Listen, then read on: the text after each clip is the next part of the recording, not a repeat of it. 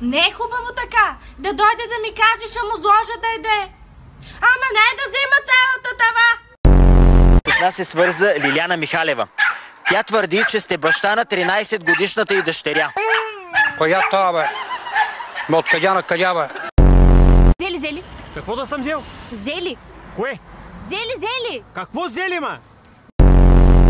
Искам моите деца да завършат висше образование. Питам, кой ще им даде пари? Кажете ми! Съм агресивен съм, няма кой да ме оплаши. Ти срещал ли си, бе? Като те плювна и ще удава. Това ли ти е приятелството? За 5 пакета брашно. Аз 5 пакета ли брашно струвам навън, ма? Аз съм на филейки пържени. Не ме закачите, че му удари лукса. Пържена филийка.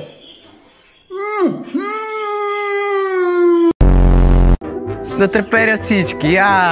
Шип, yes. Ти ми звъниш, аз си шип. Да еба мухата ти, да еба. Майка ти да еба.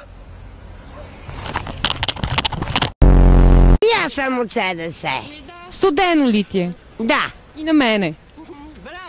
Студено, нали? Студено много. И аз съм от СДС. И аз.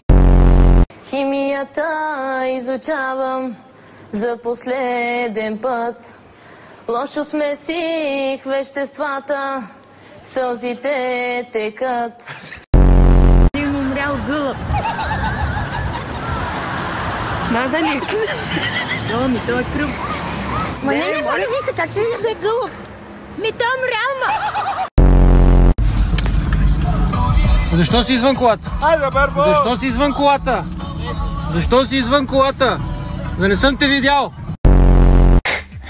Вчера му звънях, не ми дига, викам спокойно, бе, приятел. Какво се притесняваш? Спокойно. Какво се тресеш? Викам спокойно, всичко ще бъде окей. Не пееш хубаво.